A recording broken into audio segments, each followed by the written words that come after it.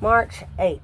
Thank y'all for sticking with me. I know the past few weeks hadn't been the most exciting reading of the Bible, but we need the whole counsel of God. Amen. The first time I read through all of that about the tabernacle and the law and all that, I remember the first time I read through it, I was like, ugh. But it just reminds you how holy God is. All the things you have to do to be in His presence. Think about it. Only one person was allowed to be in His presence, and he had to be right with the Lord before he could get back there, or you died. And it was only one time a year. So He's super holy. And now reading through it, I see, that we are kings and priests forever. That we get to be near to the Lord. How blessed we are to live in this age, the church age, where all of us, if you are saved, you will be a king and a priest forever. So we are blessed beyond belief. He has rewarded us beyond measure. We are so blessed to have the inheritance we have just for being saved. He does all the work, we get all the credit. So I'm just so thankful. Alright, March 8th, Numbers 13 through Numbers 14:45. And the Lord spoke to Moses, saying, Send men to spy out the land of Canaan, which I am giving to the children of Israel. From each tribe of their fathers you shall send a man, every one a leader among them.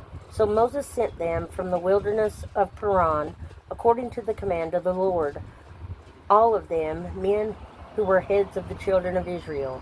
Now these were their names: from the tribe of Reuben, Shemua the son of Zachar; from the tribe of Simeon, Shaphat the son of Hori; from the tribe of Judah, Caleb the son of Jephunneh; from the tribe of Issachar, Igal the son of Joseph; from the tribe of Ephraim, Hoshea the son of Nun; from the tribe of Benjamin, Palti the son of Raphu; from the tribe of Zebulun,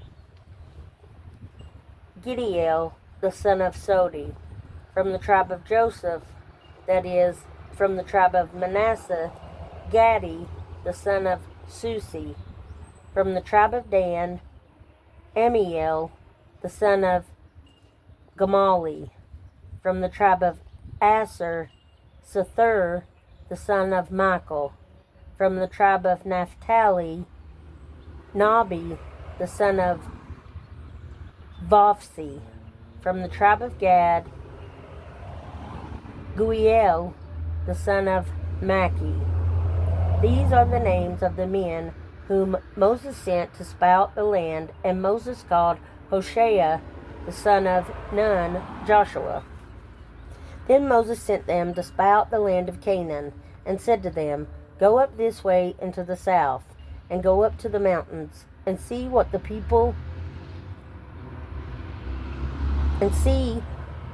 land is like, whether the people who dwell in it are strong or weak, few or many, whether the land they dwell in is good or bad, whether the cities they inhabit are like camps or strongholds, whether the land is rich or poor, and whether their forests are there or not. Be of good courage, and bring some of the fruit of the land.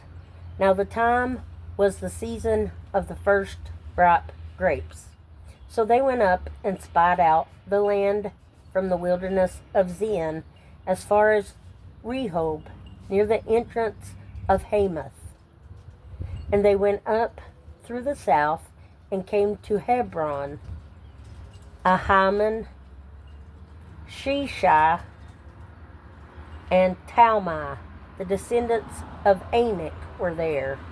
Now Hebron was built 7 years before Zon in Egypt.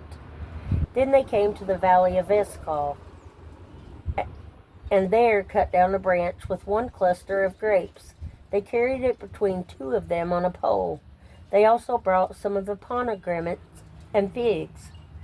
The place was called the Valley of Escol, because of the cluster which the men of Israel cut down there. And they returned from spying out the land after 40 days.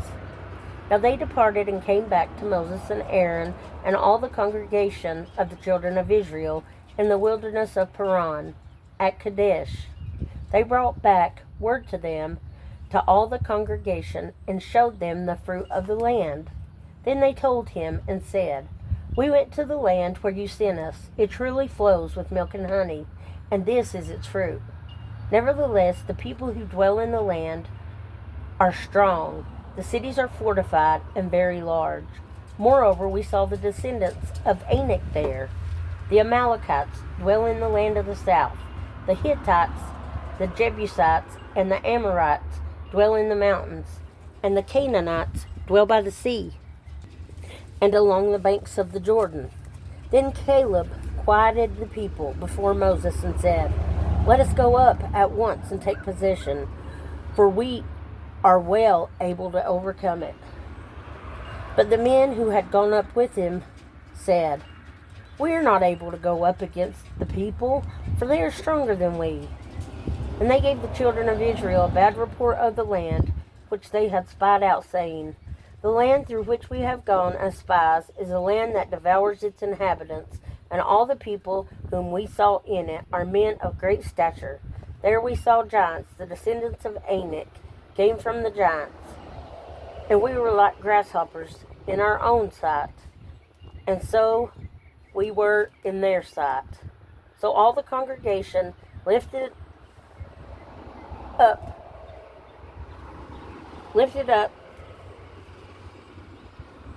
their voices and cried, and the people wept that night. And all the children of Israel complained against Moses and Aaron, and the whole congregation said to them, "If only we had died in the land of Egypt, or if only we had died in the wilderness. Why has the Lord brought us to this land, to fall by the sword, that our wives and children should become victims? Would it not be better for us to return to Egypt?" So they said to one another, "Let us select a leader and return to Egypt." Then Moses and Aaron fell on their faces before the assembly of the congregation of the children of Israel. But Joshua the son of Nun and Caleb the son of Jephunneh were among those who had spied out the land, tore their clothes, and they spoke to all the congregation of the children of Israel, saying, "The land we passed through to spy out is an exceedingly good land. If the Lord delights in us, then He will bring us into the land and give it to us, a land which flows with milk and honey. Only do not rebel against the Lord, nor fear the people of the land, for they are our bread. Their protection has departed from them, and the Lord is with us. Do not fear them." And all the congregation said to stone them with stones. Now the glory of the Lord appeared in the tabernacle of meeting before all the children of Israel. Then the Lord said to Moses, "How long will these people reject me? And how long will they not believe in me? With all the signs which I have performed among them, I will strike them with the pestilence and disinherit them. I will make of you a nation greater and mightier than they." And Moses said to the Lord, "Then the Egyptians will hear it, for by your might you brought these people up from among them. And they will tell it to the inhabitants of the land. They have heard that you, Lord, are among these people, that you, Lord, are seen face to face, and your cloud stands above them, and you go before them in a pillar of cloud by day and in a pillar of fire by night. Now if you kill these people as one man, then the nations which have heard of your fame will speak, saying, because the Lord was not able to bring his people to the land which he swore to give them, therefore he killed them in the wilderness. And now I pray, let the power of my Lord be great, just as you have spoken, saying, The Lord is long-suffering and abundant in mercy, forgiving iniquity and transgression. But he by no means clears the guilty, visiting the iniquity of the fathers on the children to the third and fourth generation. Pardon the iniquity of this people, I pray, according to the greatness of your mercy, just as you have forgiven this people from Egypt even until now.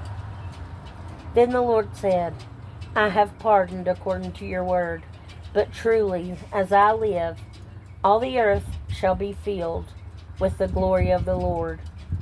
Because all these men who have seen my glory and the signs which I did in Egypt and in the wilderness, and have put me to the test, now these 10 times, and have not heeded my voice, they certainly shall not see the land of which I swore to their fathers, nor shall see any of those who rejected me see it.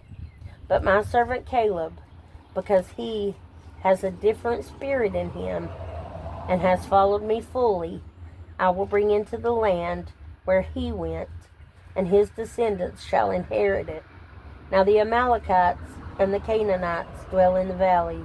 Tomorrow turn and move out into the wilderness by the way of the Red Sea.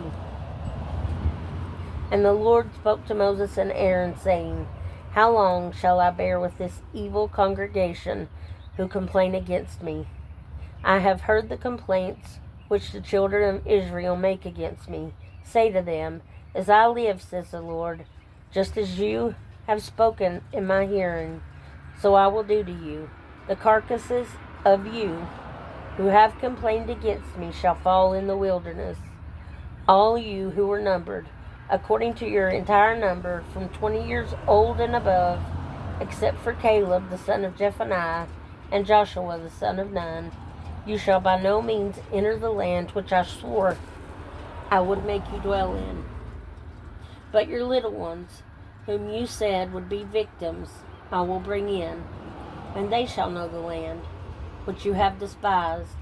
But as for you, your carcasses shall fall in the wilderness, and your sons shall be shepherds in the wilderness 40 years, and bear the brunt of your infidelity, until your carcasses are consumed in the wilderness, according to the number of the days in which you spied out the land, 40 days. For each day you shall bear your guilt 1 year, namely 40 years, and you shall know my rejection. I, the Lord, have spoken this. I will surely do so to all this evil congregation who gathered together against me. In this wilderness they shall be consumed, and there they shall die. Now the men whom Moses sent to spy out the land, whom returned, and made all the congregation complain against him by bringing a bad report of the land, those very men who brought the evil report about the land died by the plague before the Lord. But Joshua the son of Nun and Caleb the son of Jephunneh remained alive, of the men who went to spy out the land. Then Moses told these words to all the children of Israel, and the people mourned greatly. And they rose early in the morning, went up to the top of the mountain, saying, Here we are, and we will go up to the place which the Lord has promised, for we have sinned. And Moses said, Now why do you transgress in command of the Lord? For this will not succeed. Do not go up, lest you be defeated by your enemies, for the Lord is not among you. For the Amalekites and the Canaanites are there before you, and you shall fall by the sword, because you have turned away from the Lord. The Lord will not be with you. But they presumed to go up to the mountaintop. Nevertheless, neither the ark of the covenant of the Lord, nor Moses departed from the camp. Then the Amalekites and the Canaanites who dwelt in the mountain came down and attacked them, and drove them back as far as Hormah.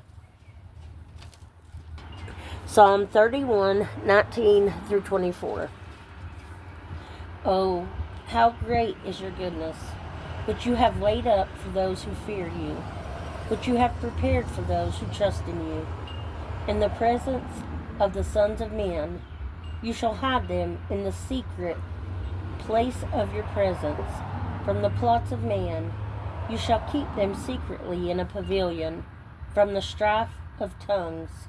Blessed be the Lord, for he has shown me his marvelous kindness in a strong city. For I said in my haste, I am cut off from before your eyes. Nevertheless, you heard the voice of my supplications when I cried out to you. O love the Lord, all you saints. For the Lord preserves the faithful and fully repays the proud person.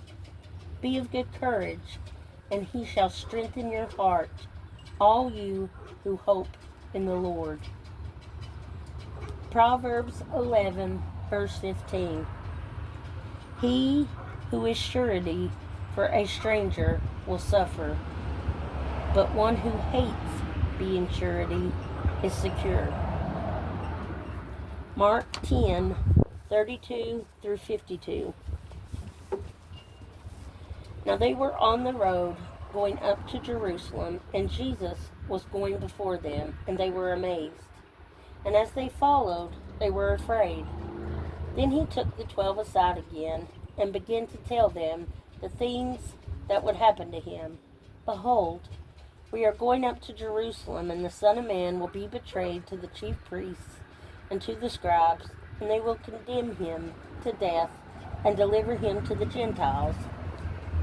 And they will mock him and scourge him and spit on him and kill him. And the third day he will rise again. Then James and John, the sons of Zebedee, came to him saying, Teacher, we want you to do for us whatever we ask. And he said to them, What do you want me to do for you? They said to him, Grant us that we may sit, one on your right hand and the other on your left in your glory. But Jesus said to them, You do not know what you ask. Are you able to drink the cup that I drink, and be baptized with the baptism that I am baptized with? They said to him, We are able. So Jesus said to them, You will indeed drink the cup that I drink, and with the baptism that I am baptized with, you will be baptized. But to sit on my right hand and my left is not mine to give, but is for those for whom it is prepared. And when the 10 heard it, they began to be greatly displeased with James and John. But Jesus called them to himself and said to them, You know that those who are considered rulers over the Gentiles lord it over them, and their great ones exercise authority over them. Yet it shall not be so among you, but whoever desires to become great among you shall be your servant, and whoever of you desires to be first shall be slave of all. For even the Son of Man did not come to be served, but to serve, and to give his life a ransom for many. Now they came to Jericho. As he went out of Jericho with his disciples and a great multitude, blind Bartimaeus, the son of Timaeus, sat by the road begging. And when he heard that it was Jesus of Nazareth, he began to cry out and say, Jesus, Son of David, have mercy on me. Then many warned him to be quiet, but he cried all the more, Son of David, have mercy on me. So Jesus stood and commanded him to be called. Then they called the blind man, saying to him, Be of good cheer, rise, he is calling you. And throwing aside his garment, he rose and came to Jesus. So Jesus answered and said to him, What do you want me to do for you? The blind man said to him, Rabboni, that I may receive my sight. Then Jesus said to him, Go your way, your faith has made you well. And immediately he received his sight and followed Jesus on the road.